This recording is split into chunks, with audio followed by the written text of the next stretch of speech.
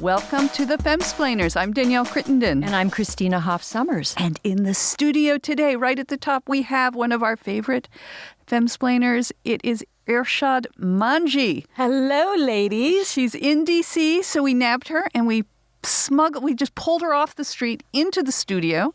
And Irshad, for those of you who have heard her on the podcast before, is the author of Don't Label Me and founder of the Moral Courage Project.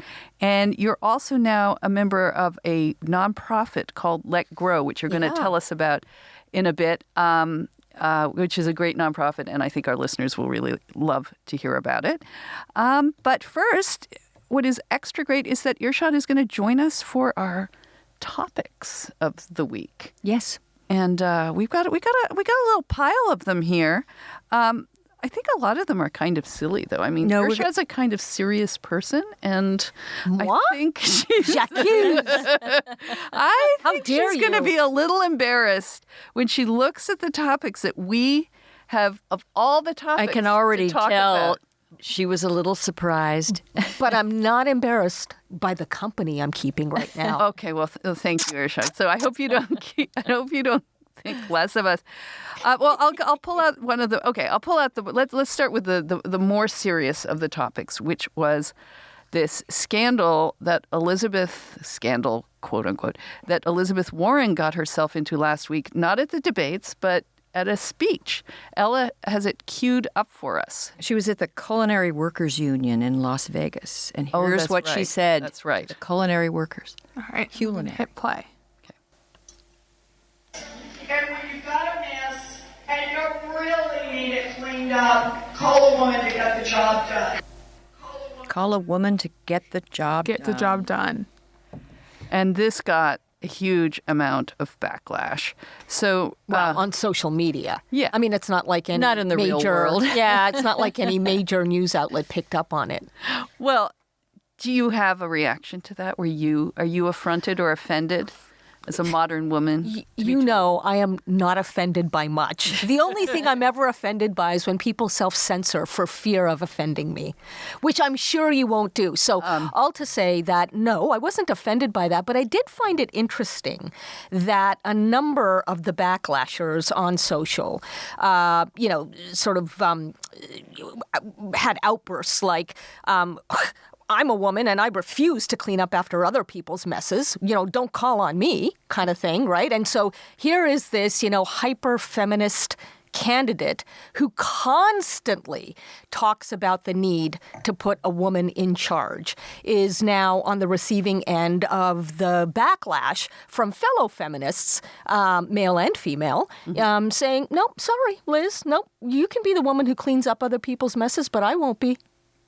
I just find it tedious that she tries to play this women's card in all sorts of ways, and I think it's actually hurt her. I think if she hadn't done that, she would be further ahead. I mean, I thought she was great in the debate, but I think she would be constantly scolding and constantly carrying on about women and the future is female. And even that time, I think we discussed it earlier when she was at NYU. Oh, one of her first speeches, yeah. And that was her. But I think that's, if you look, I actually looked this up, and her popularity, it began its decline right after that speech. She was at NYU. She was talking about commemorating this horrible fire where all of the women were killed in the garment district. Mm-hmm. And she said this, and this isn't about men. This isn't about men at all.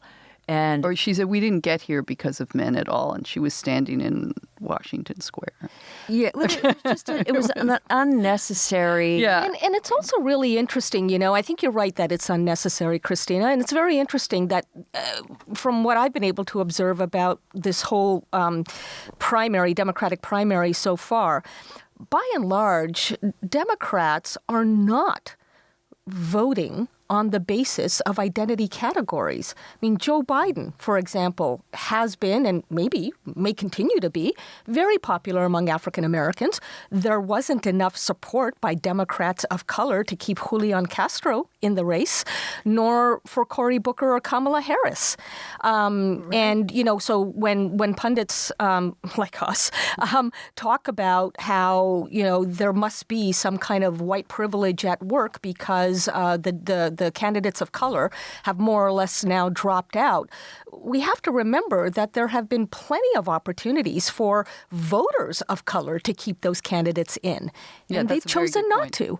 They've chosen not and to. women, if you look at the support overall in the Democratic Party, they didn't flock to any number of women they could have. The majority seemed Well, to be although I do think we know gender is playing certainly a role with Donald Trump, that if women, suburban educated women don't vote for him, that's a big, big problem. But For also, him, not for me. No, exactly. May it be so. But also, but look at it. Why has Elizabeth Warren dropped and Bernie surged? And he's clearly the more radical, obviously. And why are there Bernie bros and not Bernie hoes? Oh, there are. My sister is the biggest.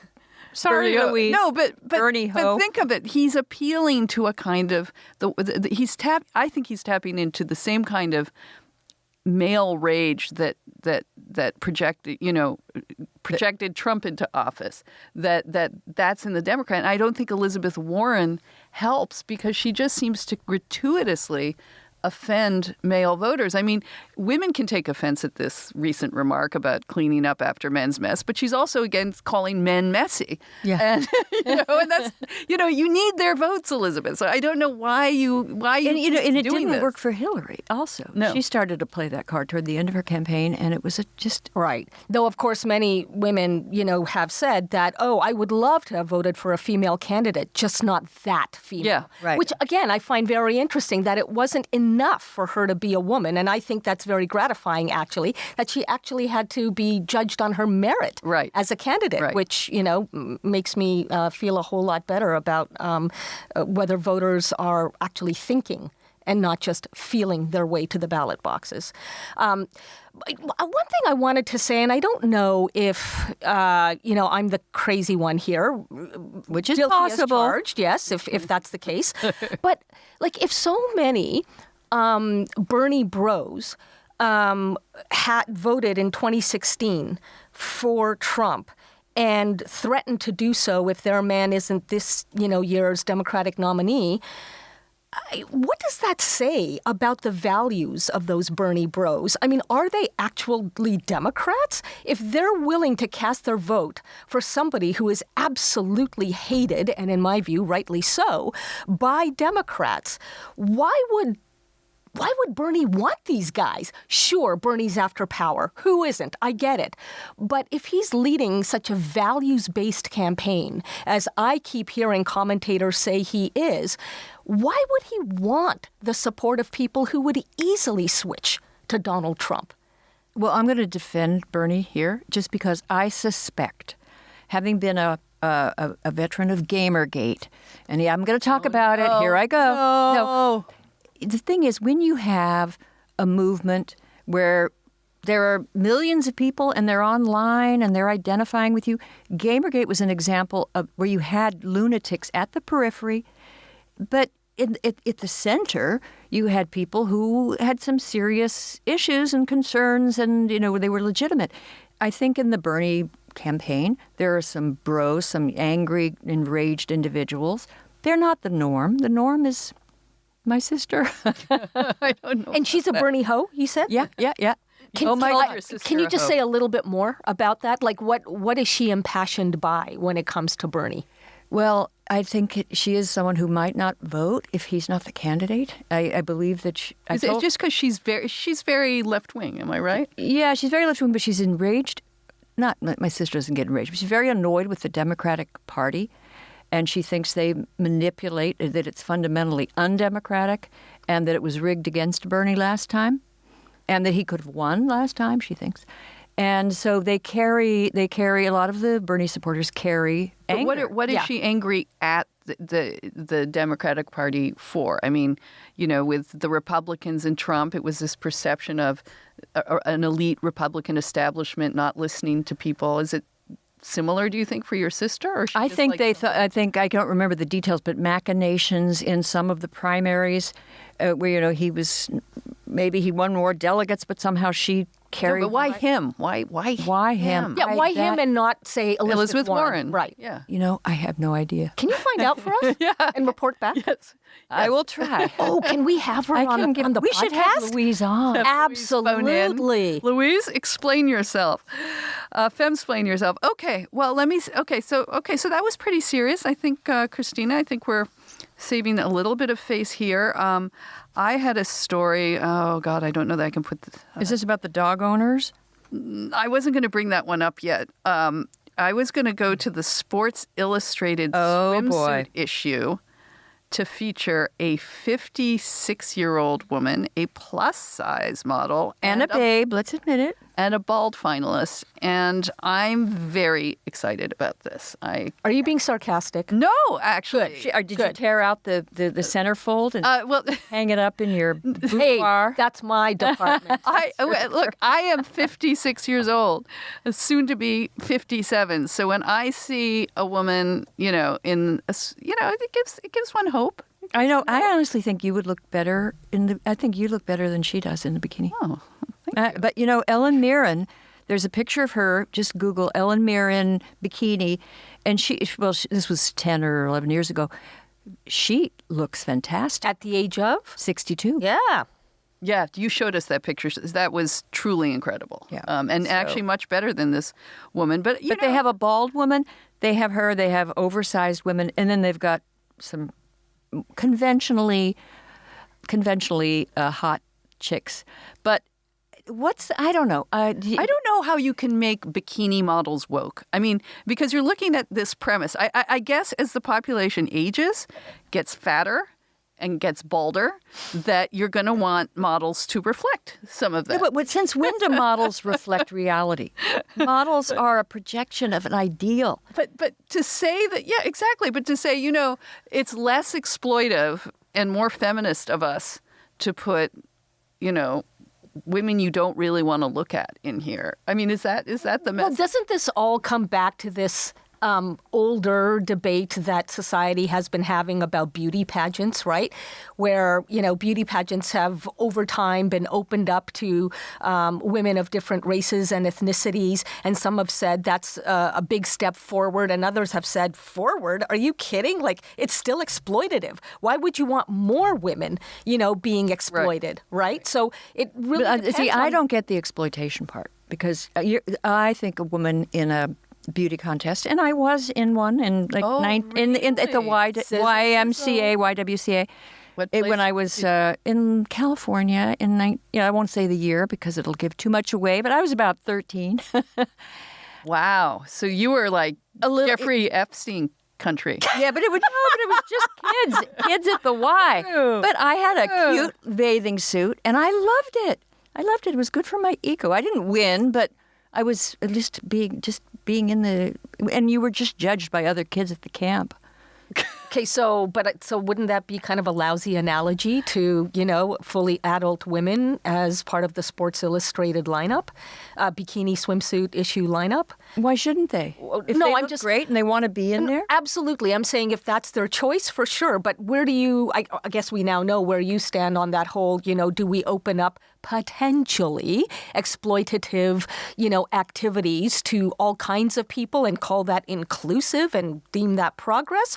Or do we say it's not at all progress, it's regress because it's still exploitative? You're just exploiting more people now.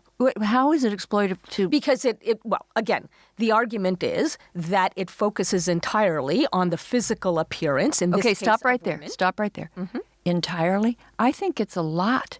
The discipline it takes, even to be a model, not even. I mean, it takes a lot of discipline. Yes, you have to have natural gifts, but that's true of, being a great scientist. It's true of being a great poet. You have to have gifts, but then the gift isn't enough. You have to work very hard, a lot of self-denial, it takes personality, and people enjoy it, the viewers, the participants, and I just think it's all a kind of a controversy created by activists. Now, the idea of enlarging our concept of beauty and to include people that are differently proportioned or differently aged, that's fine.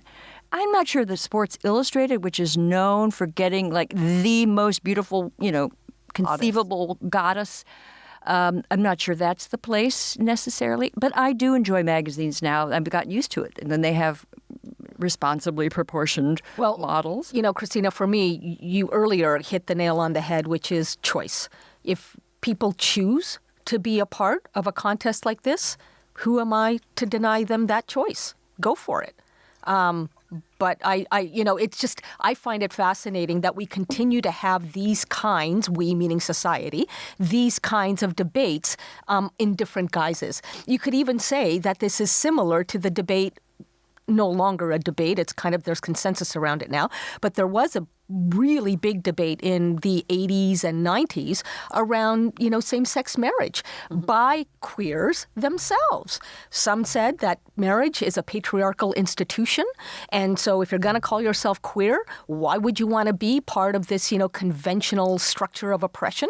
And others said, open it up and give gay, lesbian, and otherwise, differently gendered people the opportunity to have the same kind of happiness as everybody else.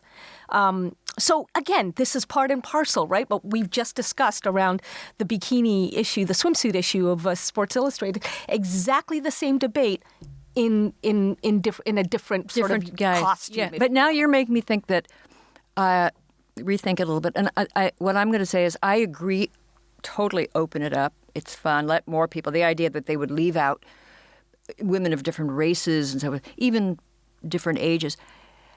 Women that look beautiful, that look gorgeous, but I want to keep the beautiful and gorgeous. There are many ways of being that. And then it gets to a point where, though, you've lowered the threshold, and so I can just go to the beach. You know what would have made this more woke, actually? Right. I'm amazed they didn't have a transgendered female. Oh, that's next year. That's going to be... What Playboy already had a centerfold. I think they did, didn't they? Somebody's done it. Well, some of those trans It's models not like they're not working on it, Danielle. I'm also starting to think that, and I think this whole couple of years of Me Too has had this effect when I look now at very just aggressively sexy photos like a Sports Illustrated or a Victoria's Secret ad or parade or whatever.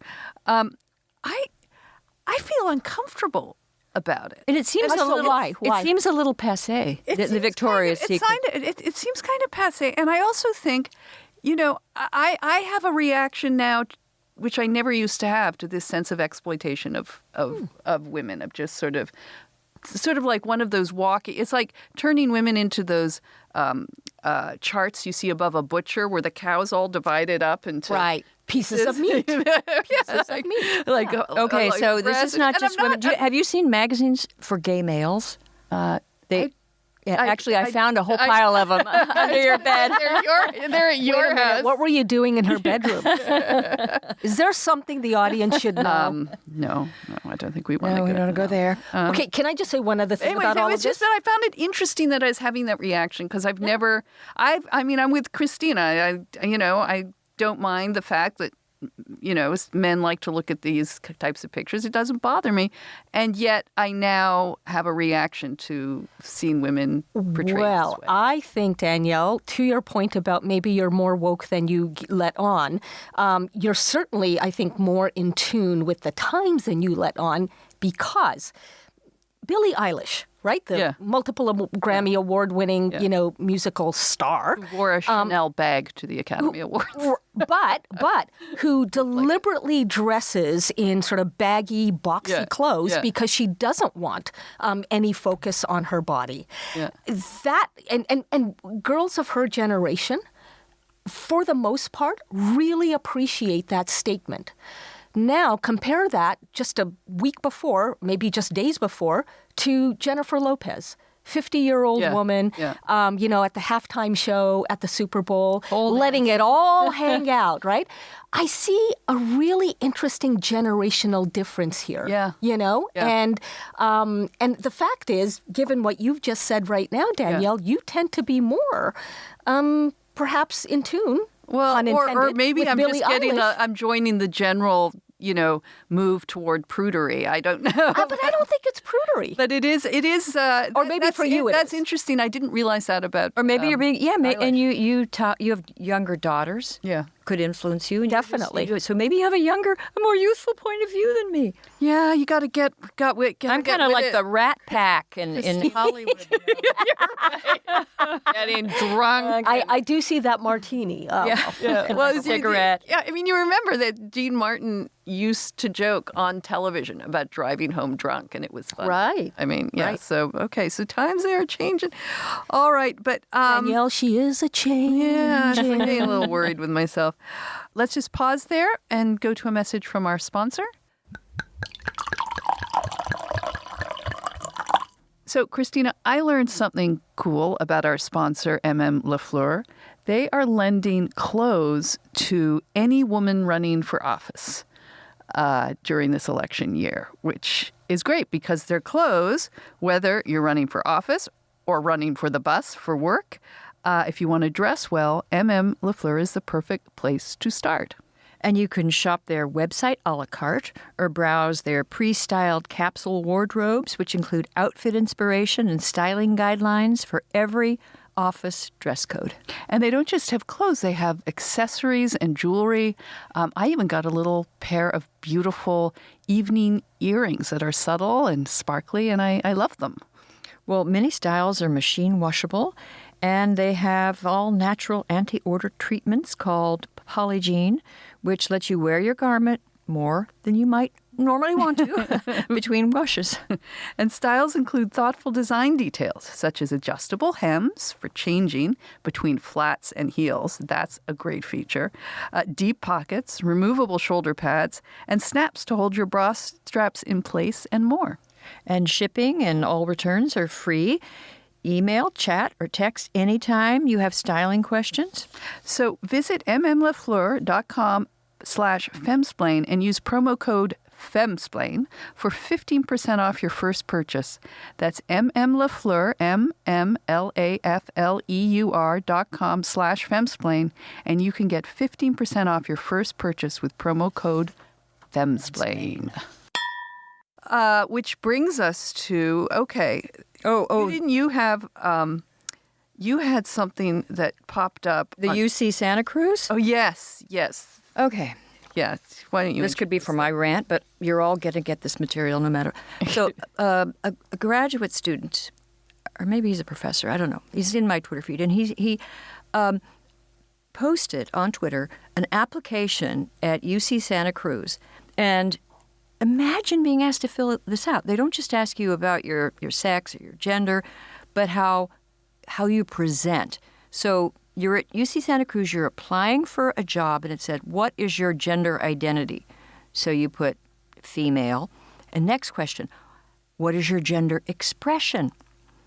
So here are the choices: mostly feminine, somewhat feminine, equally feminine and masculine, somewhat masculine, mostly masculine, decline to state. First of all, I'm annoyed because my gender expression is not here. Fabulous gay male. Mine isn't there either. Disapproving. What would be yours? Mine would be don't label me. So we're all offended. We're all UC offended. Santa So Cruz. hang on. Outraged, So what is really. it's a scale. So like if you're a man or a woman, it says you then have to rate yourself on a feminine or masculine scale. Right. Now, hold on, ladies. There's a That's very stereotyping. important nuance to be injected into this discussion. Okay. You don't have to do anything. If you read closely, it says this is entirely voluntary. Well, first of all, Okay? what if you don't do it and they know it and see that you decline to didn't? state means that it's like you're getting offended that they ask, and then they go, "Aha, We're know not you're going to. type." It's a good way to sort. So what? There's a conspiracy behind this? No, I think it's a way of I think they are asking. They want to make sure that whoever they hire is really on board with all of this.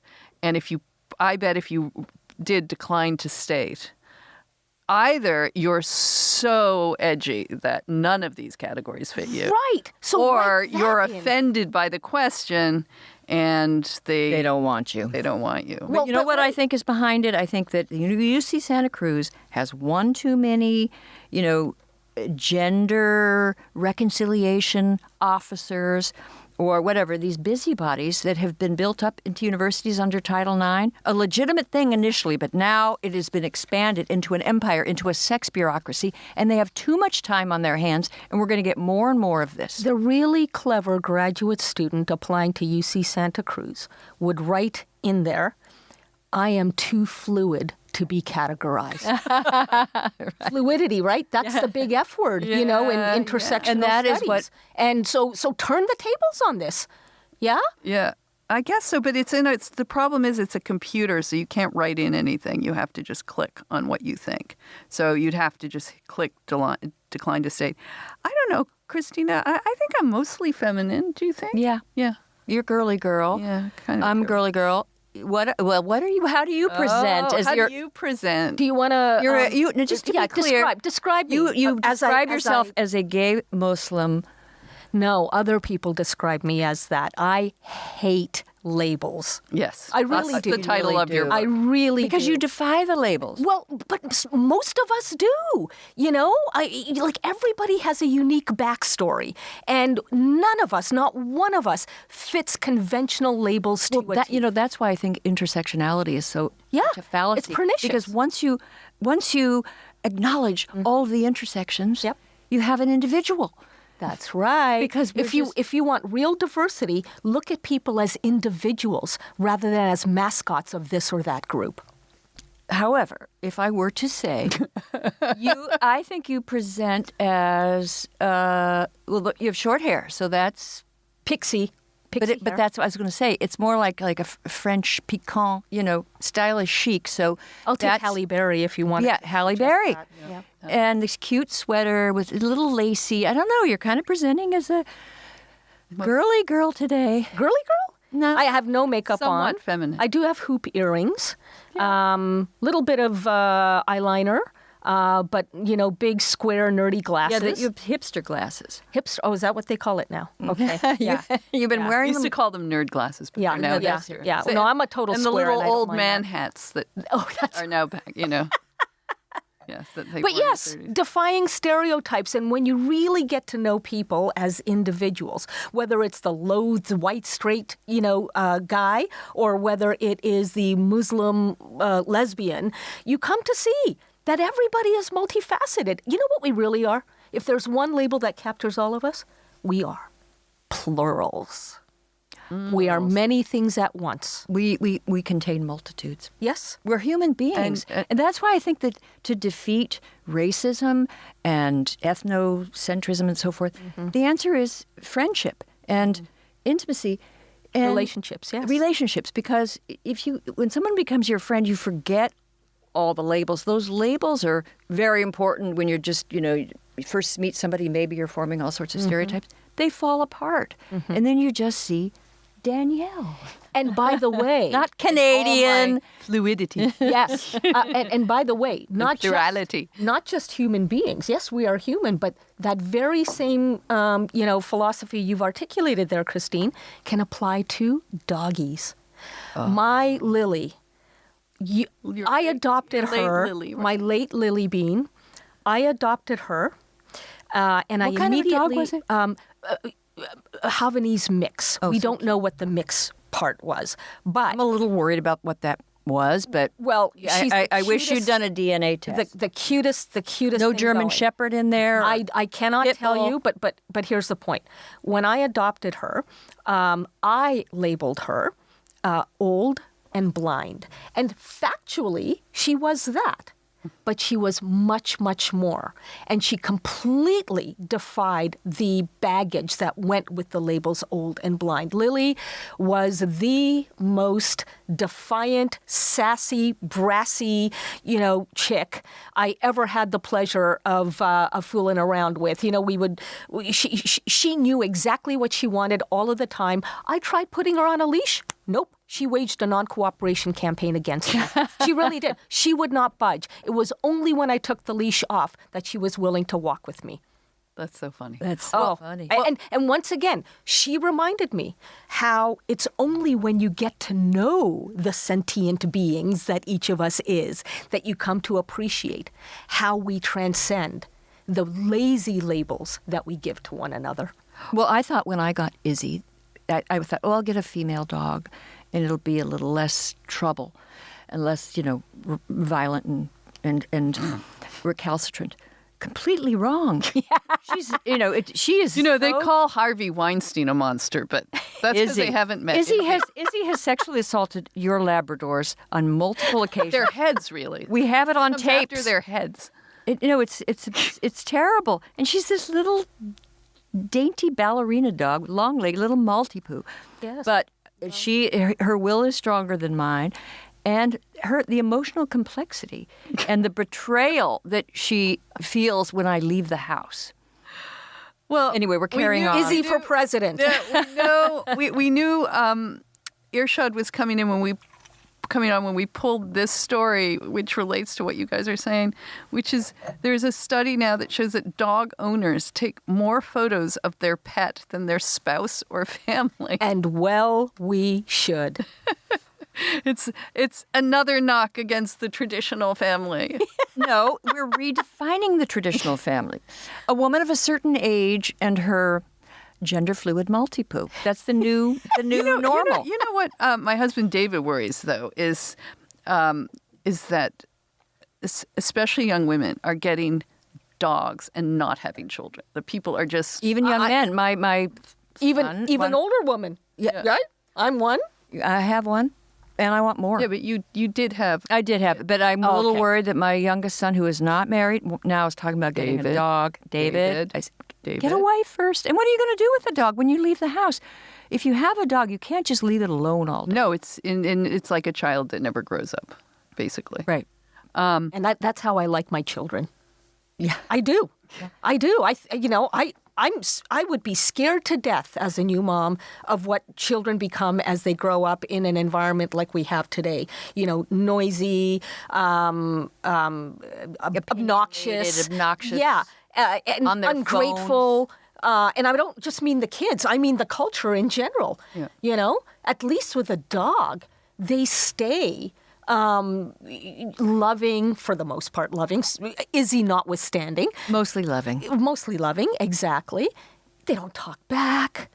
They just, they're forever your companions until, of course, they leave you. Well, that's a problem. And it is a problem. No, seriously, it is a problem. I mean, dogs just don't live long enough, for those of us who love them. There was a famous Rudyard Kipling poem called "Never Give Your Heart to a Dog." Oh, I did not know that. Oh, I'll rustle it up and show it to you. It's wrenching for that reason. If I understand the title too soon. If I understand the title, literally, truer words were never spoken. Well, people love their dogs, and I think there was a time where I would have been very disapproving of this before I got a dog, and now I think they are complex. But it's true of most animals. I mean, yes. I think it's important. There was an anthropologist, Lionel Tiger, of all names, that once came to my institute and gave a talk about. It wasn't the Bill of Rights. It was like a list of essentials for human beings to flourish, like the human Bill of Rights. And he thought we needed to be. He had a number of things that were unusual. One of them was the need to be near nature, and he thought that everyone needed to have an animal in the house. I love that idea. We need that, and we need that connection with something non-human and wild, but alive. And he was absolutely right. Aren't you always saddened when you see kids who are terrified of dogs? Like that to me is just one of the saddest sights. Is that dogs, I mean, especially any pets with kids, I think are great because they have to teaches them obviously some sense of responsibility, but that ability to bond. I take Izzy in my Uber cars, but I tell them ahead of time. I have a little dog, well behaved. Is it okay? Because I have had drivers Well-behaved. who are terrified of dogs. It's terrified of his. And then there's this little 9-pound Maltipoo. She's like one of those gremlins from the movie Gremlins. Like she looks cute and then she lunges at you. No, she doesn't. Not I anymore. used to be terrified of dogs, growing up Muslim. Well, right? Orthodox And- Jews, my Same. husband's side of the family. Right. We would sometimes bring Teddy, our what was he, a Scotch Terrier, and they would be Mortified. frightened. Yeah. And then I had a friend in New York, and he was terrified of dogs, and he said, I feel like I'm being chased by the Nazis.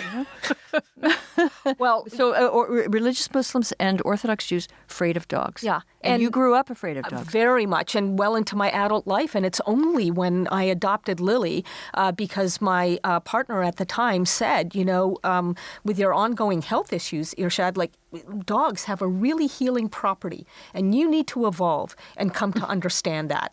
And that's why I adopted Lily. And by God, by dog, developing that relationship Yeah. with this little pumpkin who taught me so much, including why we ought not to have dogma when it comes to, how we perceive other creatures, because they will always defy our expectations, as Lily did with me. She was easily one of the greatest teachers I've ever had. And we hear a lot of pet owners say that, about their companions. I didn't understand the truth of it until I experienced it myself. The healing properties are known that people who are old who have dogs actually tend to live longer. In this discussion on dogs, I'll tell one short story of our late Labrador who became a service animal. I trained him to go to the hospitals and old age homes and things. You trained him? Well, you didn't have to train him to do anything. He was such a natural. It was actually, I realized it would be wrong of me not to let him do this, because I used to take him to my kids' schools. He was this huge overweight Labrador. I mean, he weighed over 100 Which pounds. one? What? Cobber. Oh, Cobber. And he had this big head and these big, thoughtful eyes. And he was you could have taken him into the trenches of World War I and he wouldn't be, nothing fazed him. Kids could jump on him and things. So, but I remember one time I took him to the psych ward of our local hospital. And you'd go into a room and people who had agreed to meet with the dogs would come and you wouldn't surprise someone who didn't want to see the dog. And then you would just take the dogs around to meet the different patients. And I remember, and this happened at least 2 or 3 times, where a man or a patient would be stroking Cobber's head and looking into his eyes, and Cobber just had these eyes like, I know what you're going through. I know. And they do. They do know what we're going through. And the man used to just sort of chat, like, do you have dogs? Did you grow up? And then you'd have a little thing, and then you'd move on to the next person. And a nurse came up to me after this first time this happened, and she said, that person hasn't spoken for 2 weeks. Oh, my God. So like the first words in 2 weeks were to a dog. So they're remarkable things. They are truly God's gift. All right. Well, we've got one more topic, and then I want to talk. Did we talk about Jane Fonda? No, we didn't talk about Jane Fonda. Oh, okay. Irshad, yes, Irshad. Okay. And then this is the thing you brought in, which we're very excited Right. to talk about. Right. So Yeah. this kind of relates back to how we started the podcast, right? With Elizabeth Warren and, her comment to the Culinary Union, Workers Union in Las Vegas that, it's when there's a mess, you got to call in a woman to clean it up, right? Yeah. And, if a conservative woman had said something like that, of course, there would be an outcry. How dare you stereotype women as, cleaners and maids of other people. But it reminded me of this very recent interview, that Jane Fonda gave to Van Jones on his CNN show. And Van was asking her, if it was up to you, how would you alert President Trump to the climate crisis? What would you do to get him to take it seriously? And I want to play how she responded. Can I tell you what I wanted to do right after he was elected? Yes. Because I know him, you see. I wanted to get a lot of very, very beautiful women who are very, very smart about climate, Pamela Anderson being one of them, and a few scientists, and I wanted to go in and have us get on our knees and say to him, you could be the hero of the world. Oh. So let's break this down for us. Okay, A lot of very, very beautiful women who are smart on climate change and some scientists and get on our knees. It's wrong in tell him. so I And think to it's be brilliant. the hero I think of it's the brilliant. All right, you say why it's wrong, and then I'll tell you why you got it all wrong. Okay, well, first of all, just this idea. We've just had this long discussion of are women in bikinis exploitive? Now, the idea that you're going to, use them in this way. I mean, maybe it's a better use. Okay. Use them. It's an intelligent to come in approach and to get someone she knows. And cater to this awful side of him. I'm just. But she's saying if you want, sometimes you just have to approach people where they are. And I think Jane Fonda is to be credited for having the imagination to know what actually might work with him. This would work. So there are a lot of things like feeding children to him might work too, but you wouldn't do it, No, nobody has to be fed and annihilated. Women just have to go, I don't know about on your knees. Well, but that's the point. That's the point. That's her big thing. Get these conventionally beautiful women to get down on their knees and beg Trump to take or do something else change maybe seriously. Like here's the thing, Christina. Again, it hardly needs to be emphasized that if these words had come out of the mouth of a person with very different politics than Jane Fonda, that there would be an outcry about it, okay? But I think it makes a difference. Okay, but this is what I'm interested in. Yeah. Because you say the messenger does matter. Yes. Right? Yes. So say more about that. Well, I think if it was a conservative, let's say Sarah Huckabee said that, people would question her motives, and maybe she really does believe in some kind of, biblical notion of the subservient wife. Jane Fonda doesn't mean that. Right. Jane Fonda is, I've watched her for years. She's actually quite brilliant, and I think she has a fairly high level of, emotional intelligence, and it was not a bad idea. I mean, I'm not saying that particular idea, but let's suppose he's reelected, and we really do have to do something about the climate. And what if desperate? What if just attacking him? What if it doesn't work? Now I sound like we're in the thrall of a tyrant. This is actually, Christine. You've persuaded me, and I think the defense secretary should wear a bikini, and I think the energy secretary should wear a bikini. Let's just hire, women from those game shows, and just come on, the Vanna Whites of our world, and make them, the secretaries of his cabinet. And I think you've persuaded me as well, but I do want to register just one final dissent, Christina, which is I've met Jane Fonda. I'm not going to do the Lloyd Benson thing and say Jane Fonda was a friend of mine. Yeah. But I will say I have met her, and I do not find her intelligent at all. Quite the opposite. I got into a conversation with her in which I was trying to explain that a public intellectual, who shall go unnamed, but whom she adores, actually has zero curiosity about arguments that, challenge hers.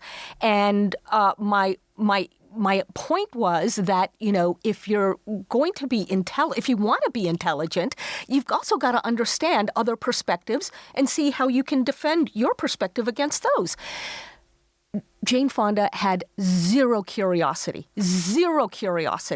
about other perspectives. I'm going to agree with you because she stipulates she can be very intelligent, but I do think she is prone to dogmatic thinking, and she has which is not thinking, by the way. Right. Dogma is non-thinking. Yeah, I think, and we've seen that she adopts positions, and she's very passionate about them, and passion is okay as long as you understand that there are multiple perspectives here, and you're willing to engage them, if only to reframe your own arguments in a way that the holdouts can hear. Right. She has zero interest in doing that, and for that reason, I would say, frankly, that she is more Trumpian than her politics let on. I don't entirely disagree. Maybe does she support Bernie? It'd be interesting. You know she does. No, I think she'd be more for Warren. Maybe. I don't know. All right. Well, let's take a short break here, and then we'll come back, and Irshad will catch us up on her new projects. In lighting, home furnishings, and decor. And what is great is that you don't have to guess at what the designs will look like or wander around the aisles of a big box store, which none of us have time to do. And Lamps Plus has videos with design tips and all the photos on their site which tell you which light fixtures or furniture pieces are featured, so it's easy to buy what you like. They also have a large selection of Minka lighting to transform your home into wonderful living areas. Minka is known for designs that blend function and style using innovative materials. And you get up to 50% off hundreds of lighting styles between February 11th and February 23rd. That's up to 50% off during the Lamps Plus lighting fixture sale, which is now through February 23rd. Go to lampsplus.com/femsplain to start saving today. Okay, so Irshad, tell us about some of your new projects. You've moved from California, which is where we last spoke to you. Hawaii. Oh, Hawaii, of course. Yes. No, even farther. Yes. Well, and more beautiful. Wait, you are in Hawaii now. No. I'm now back in New York. Oh, my God. Last time I was on the podcast, I remember this so vividly. It was a visceral experience for me. I was in a stinking hot car in Hawaii, trying to get away from a bunch of noise outside, and I was sweating as I was speaking on the podcast. And here I am in You gave none of that away. None. Where Zero. were you in Hawaii? What?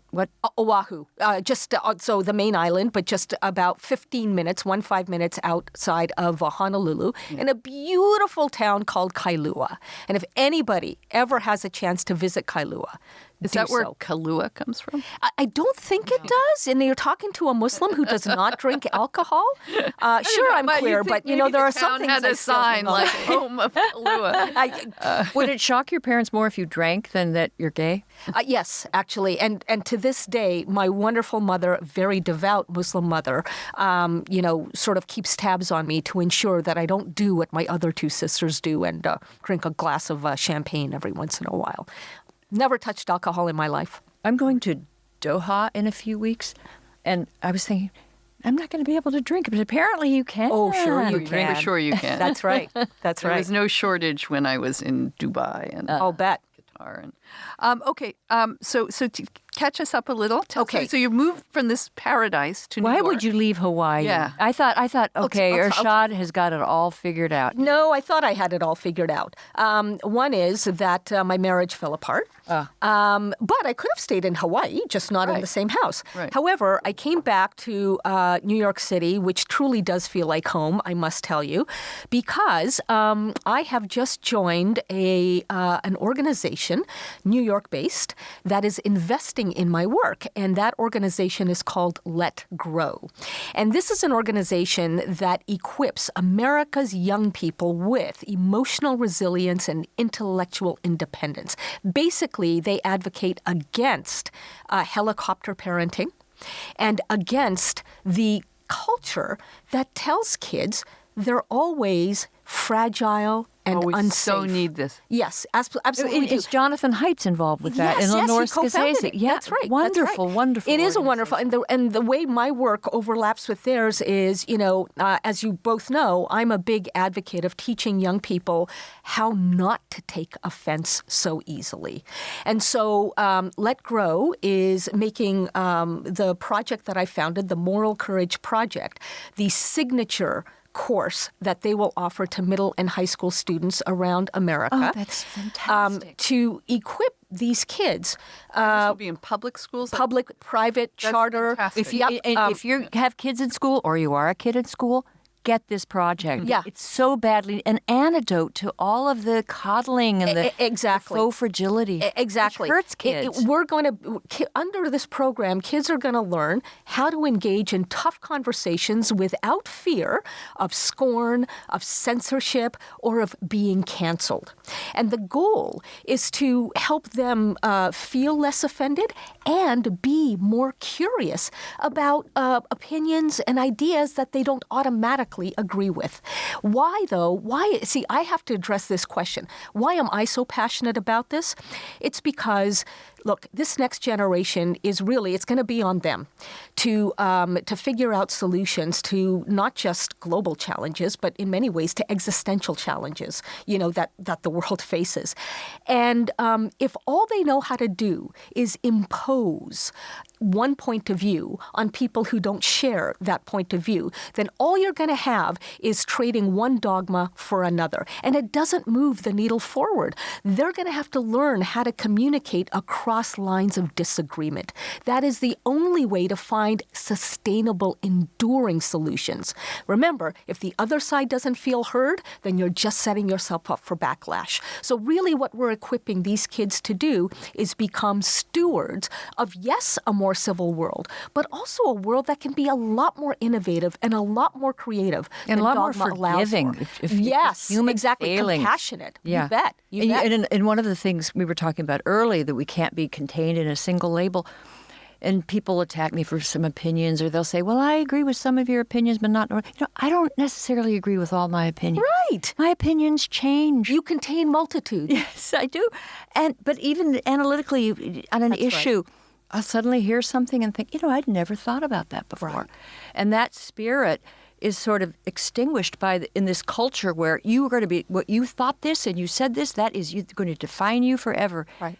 What you're doing is so great. And you're getting a good reception from the schools in that sense? Because that's very good reception. That would be the worry, is that right, would it go to colleges where this is a huge... It's where, frankly, it's in schools and universities, like middle and high schools and universities, where the work of moral courage is most popular. Yeah, that's not just most needed, but most popular. There's a great reception. We would love for you to come back on. And when is this being implemented? As we speak. As we speak. So maybe give it some months. And what's it called? The whole project? So it's Moral Courage College.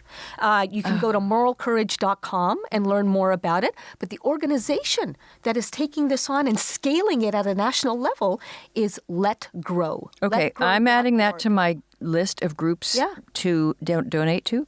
Good. So there's FIRE, the Foundation for Individual Rights in Education, and now Let Grow. Exactly. For whom I am now, this is really, really swanky, ladies, the director for Courage, Curiosity, and Character. Oh, I want that title. That's you have made title. It. Haven't I? I didn't even come up with that title. From Canada? Little girl from Uganda. Where originally I was born. Uganda? Yeah. Yes. And she's also, but she's a Canadian, eh? Fellow Canadian. Sure, eh? Yeah, but you were in Vancouver, and they're like flaky out there. Totally. Left coast, baby. Well, you do speak Canadian. Yeah, we can speak Canadian. I'm all about being We need more funding. Here she gets it. You need to, after you save America, which won't be that hard because everybody, you should have to go save Canada because it's carried away with these things. Yeah. No, Christina, that is a total No. Canada is actually way ahead. Way ahead. Really? Yeah. They're nicer about it, maybe. They're just nicer about it. You know what I always say about Canadians, and I love Canadians, but it's not that we're nicer, we're just more passive-aggressive. Right? Sometimes too passive. Am I righty? Sometimes not aggressive enough. Hence too passive. All right. Do we have time, Irshad? Can you stay if we have one listener? Because we've been backing up on these comments and Vox Populi. Yes, exactly. So power to the people. So we want to make sure we get in our feedback. That would be great. So, Ella, do you have one teed up for us? I do. So we have a note from Sam. She says, "Hi, Femsplainers and Ella."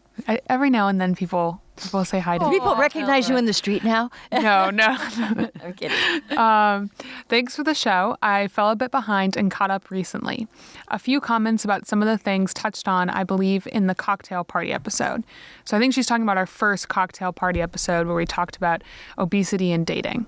And she says, while it is true that obesity rates did go up overall in the U.S. between 2006 and 2017, most of the increase was among middle-aged people.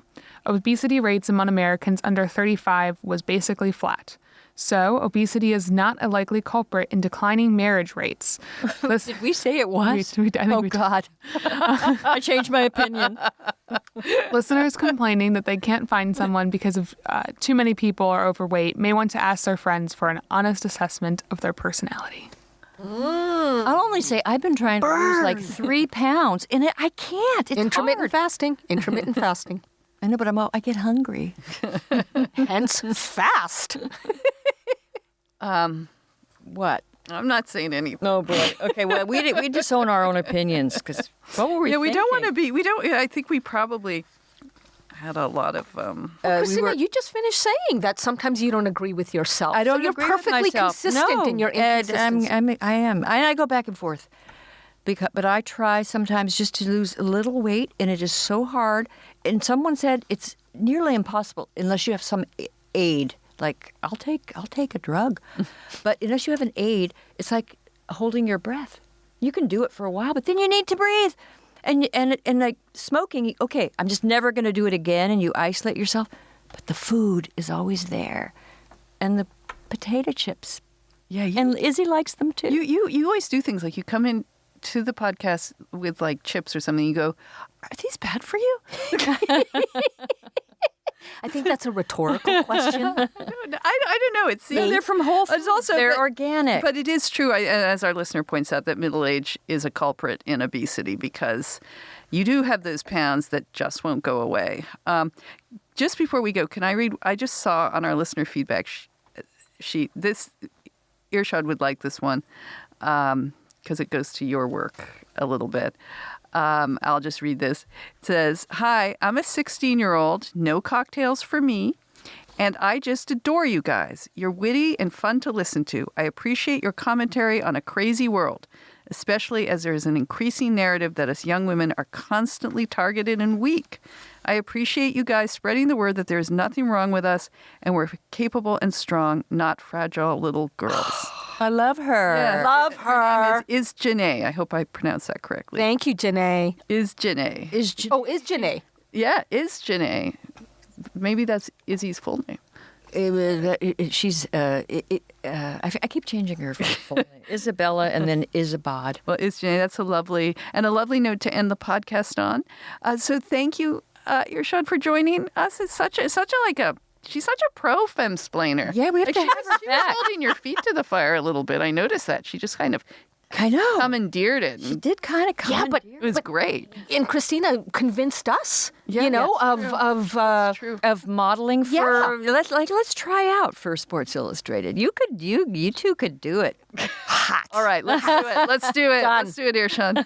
I'll be in the over 50 category. As Oh it my turns God. out, I am there too. Oh, okay. Now I'm Now, wait truly a minute, depressed. that's not possible. When you see Irshad, it's just going to depress. If you're like me, you'll be depressed. Okay. All right. Well, thank you, and we're out. That's it.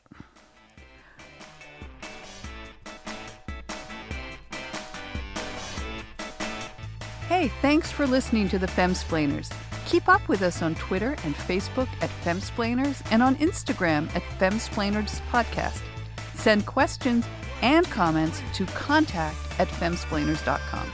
A big thanks to Ella Ryder, our research and in-studio production assistant, and to Nat Frum, our audio and video editor. And we're proud to be part of the Ricochet Network and grateful to the American Enterprise Institute for allowing us to record in its studio every week in downtown Washington, D.C. And miss something? You'll find everything you need at our homepage, femsplainers.com, including links to past episodes, our sponsors, where you can sign up to support us, and even to merch. And please don't forget to like us or give us 5 stars on iTunes. Thank you. Cheers. Cheers.